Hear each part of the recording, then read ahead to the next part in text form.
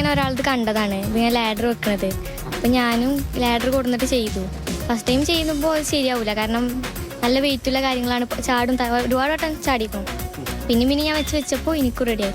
ഞാൻ ഏകദേശം 1 month കൊണ്ട് തന്നെയാണ് ലാഡറും പഠിച്ചത്. ടേബിളിൽ ഞാൻ എവിടെ കണ്ടിട്ടില്ല. ഞാനിങ്ങനെ പുറത്ത് ടേബിൾ കണ്ടപ്പോൾ ഞാൻ എടുത്ത് പൊക്കി വെക്കി. അപ്പോഴൊന്നും എനിക്ക് വെച്ചില്ല. പിന്നെ ഞാൻ ഈ ഏത് സൈഡാണ് വെക്കേണ്ടതെന്നാണ് ആദ്യം ആലോചിച്ചത്. അപ്പോഴാണ് ഞാൻ കണ്ടത് ഈ സൈഡ്. പിന്നെ ഈ സൈഡ് ഇങ്ങനെ പൊക്കി ഇതാക്കി വെച്ച് ഒരു 2 week 3 week കൊണ്ട് പഠിച്ചു.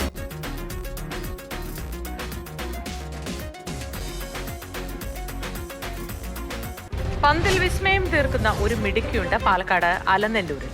ഫ്രീ സ്റ്റൈൽ ഫുട്ബോളിന്റെ മാന്ത്രികതയ്ക്കപ്പുറം കുറച്ച് അഭ്യാസ പ്രകടനങ്ങൾ കൂടി ഈ മിടുക്കിയുടെ കയ്യിലുണ്ട്. 8ാം ക്ലാസ്സിൽ പഠിക്കുന്ന സഫിയെ നമുക്ക് പരിചയപ്പെടാം.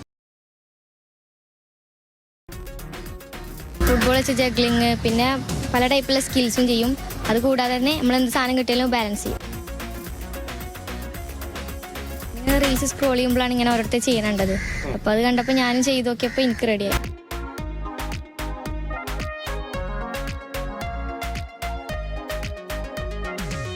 ഞാൻ ചെയ്തത് സ്റ്റൂളാണ്.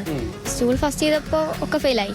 വീണ്ടും ചെയ്തപ്പോൾ സ്റ്റൂൾ വെച്ച്, പിന്നെ ചെയർ, പിന്നെ ടേബിള്, അങ്ങനെ പല ഐറ്റം ഞാൻ ബാലൻസ് ചെയ്യും. ഗ്യാസ് കാലുകുറ്റി ഇട്ടാലും ബാലൻസ് ചെയ്യും. എന്താ നമുക്ക് അത്ഭുതം. ആദ്യമൊക്കെ ഇങ്ങനെ ഓളുടെ കൂടെ പ്രോഗ്രാമിനൊക്കെ പോകുമ്പോൾ നമുക്ക് സങ്കടമൊക്കെ വരും. കാരണം നമ്മൾ വളർത്തിയ കുട്ടി ഇപ്പം ആ സ്റ്റേജിൽ ഇങ്ങനെ നിൽക്കണമെന്ന് കാണുമ്പോൾ ഇപ്പം അത്ഭുതമാണ്. ഞാൻ ഓളുടെ എല്ലാ കാര്യത്തിലും സപ്പോർട്ട് ചെയ്യലാണ്. ഒരുപാട് ദൂരെ പ്രോഗ്രാം വരുമ്പോഴും ഞാൻ പറയാം നമുക്ക് പോവാന്ന്. പിന്നെ ഓളാണ് ഒന്നുകൂടി ബാക്കൊക്കെ നിൽക്കുക. ഓള് അപ്പൊ ഗ്യാസൊക്കെ പൊന്തിക്കുമ്പോഴും പേടി തന്നെയാണ്. കാരണം ഭയങ്കര വെയിറ്റുള്ള സാധനമല്ലേ തലയിൽ വെക്കണത്. നമുക്കത് കൈകൊണ്ട് ഇപ്പുറത്തേക്ക് വെക്കാൻ കൂടി കഴിയൂലല്ലോ അത്.